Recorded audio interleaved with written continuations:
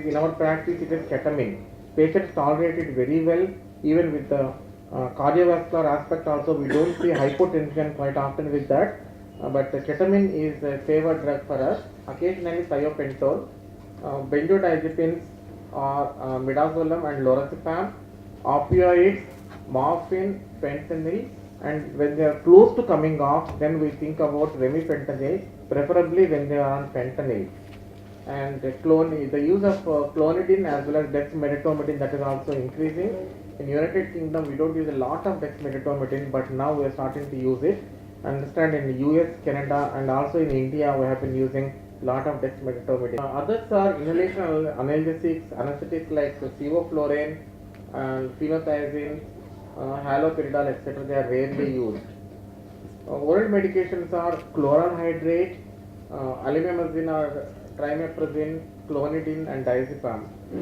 Chloral releases a toxic medication as an intermediary, so we don't want to use it as a 6-hourly medication. We can use it as a once a day medication, but we don't want to use it as a 6-hourly medication. The other drugs can be used, alimemazine or trimeprazine is quite useful. Clonidine, when they are withdrawing, that is one reason we try to use that, and diazepam as well orally, coming off intravenous form and going for oral form in chronic patients, that is quite useful. It is a phencyclidine derivative, higher lipid solubility is there, a non-competitive antagonism with NMDA receptors, but practically it can increase the heart rate and stabilize the BP, not much of effect on the blood pressure. And there is bronchial smooth muscle relaxation, that is an additional favorable effect with that. It is an excellent analgesic. It is very much favored with us. Usually we give 1 microgram per kilo as a start dose. There is an infusion dose there, but we give 1 microgram to 2 micrograms per kilo as a start dose, and then titrate it as per the need. If they need more doses, effect is important.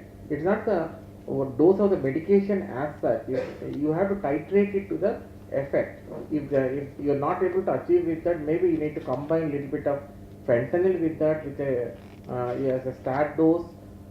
So it is the ultimate effect that is important, because with my residents and registrars I often see, when I ask for paralysis, they say, yes, we have given paralysis, but the patient is still moving.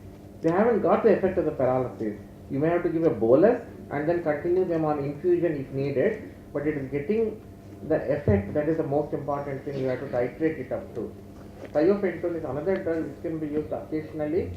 It acts and GABA. Morphine is one of the common medications used as an analgesic, as a continuous infusion, up to 10 to 40 micrograms per kilo per hour. That is a standard dose. We have shown many of the medications will get bound to circuit and to the oxygenator as well. So as Richard was saying earlier, the heparin effect onto the circuit, binding onto the circuit and then releasing it when heparin is not being given. Similarly, these medications also, they get absorbed onto circuit as well as onto the oxygenator as well, initially when they are being given. So don't be surprised if they need 60 micrograms per kilo per hour to get the effect initially, till a reach of dynamic equilibrium is reached, and then the effect may come down. Then you may need less of morphine probably at that stage. So the other opioids are fentanyl. But remember, whenever you go for fentanyl, if you give 1 microgram per kilo per hour of fentanyl, that is equivalent to 100 micrograms per kilo per hour of morphine. Its equipotency is 100 times.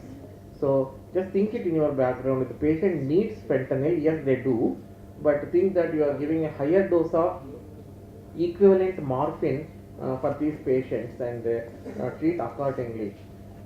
We can use alfentanil, but it is not that often, but the levels will rise sooner and stay in the system for a bit longer with fentanyl. The last one is remifentanil. When you are close to coming off and you want less of analgesic effect as well as sedative effect, then we tend to go for remifentanil. In practice, we don't use it quite often, but there is an advantage when you definitely need it. It's a short, its terminal half-life is around less than 10 minutes.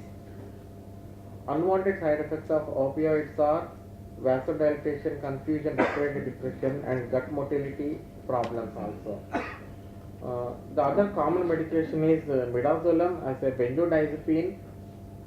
Our patients usually go at the combination of morphine and midazolam to get the effect. There was one, I'm coming to paralysis in a minute, but unless you get the sedation under control completely, analgesia and sedation is given properly, don't think about paralysis. And we tend to use a very minimal dose of minimal duration of paralysis only for the duration, and when you don't need it, we don't use paralysis afterwards. Benzodiazepines, they produce sedation, anxiolysis, and amnesia. In a higher dosage, when it is coming off, there may be agitation as well. Other medications are clonidine and dexmedetomidine. These two, they act in similar fashion. They are alpha 2 agonists acting on alpha receptors in the locus coeruleus and on the spinal cord as well. Dexmedetomidine is being used more often these days. 94% protein bound. Studies are showing that it is a useful medication even for long term control also. There is a possibility of hypotension and bradycardia, but in practice we have seen that when it is combined with other medications, you can see that effect. That is a possibility. You have to be careful against. Alpha 2 agonist can drop the blood pressure. Bradycardia can be one of the side effects of these. Initially it increases, then it reduces the blood pressure and also reduces the systemic vascular resistance also. So the unwanted side effects are over sedation. So try to avoid optimal sedation, and optimal analgesia is what you want. The half-lives of different medications, propofol, dexmedetomidine, ketamine and midazolam are given over here. We need to assess sedation on a scale which you want. Some of the common ones I mentioned here, Ramsay sedation score and comfort score. On our unit we use the comfort score more on a regular basis to keep the comfort levels within normal levels. If not, you can either increase or reduce morphine dosage to bring them back into the comfort score. Is there any block for neuromuscular reason? Any place for neuromuscular agents? I answered that earlier. At the time of cannulation and decannulation, we tend to use. If there is a severe problem in critical care as such, if ventilation is not matching, or if there is persisting hypoxia, hypercarbia at high ventilatory settings, in those cases we tend to use paralysis. But I don't recommend protein paralysis for the duration of ECMO. We never do that. Yeah, you can check adequate paralysis as well, whether the patient is paralyzed or improving.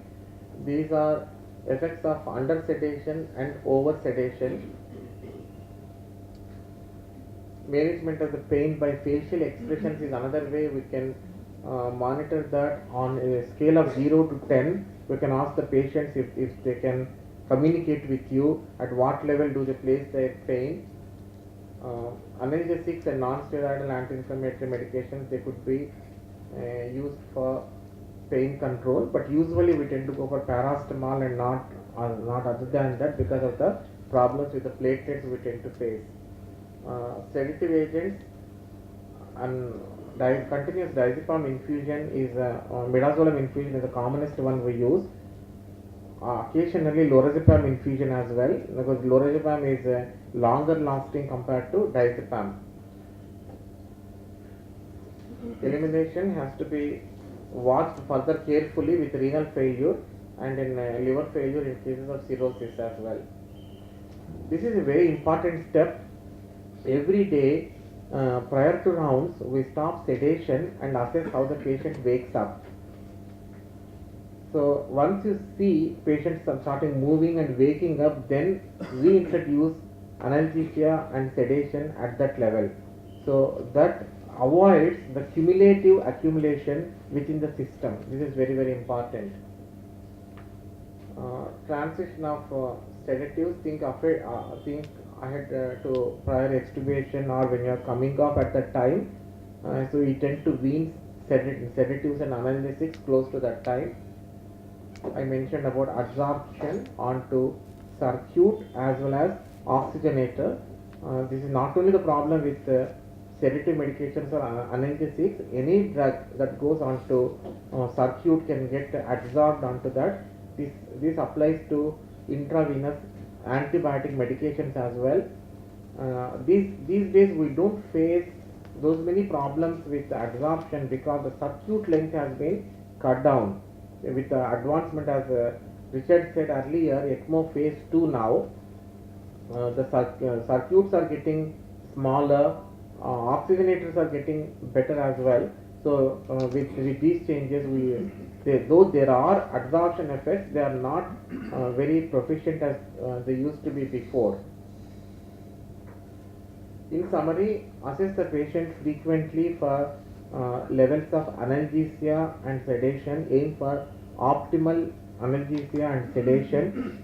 Daily stoppage of sedative medications is important to avoid accumulation. As far as possible, see if the gut is working. Go for oral medications, either once a day chloral or alimemazine, trimiprazine at the 6-hourly doses, plus oral clonidine if you need to, and then cut down on the intravenous medications.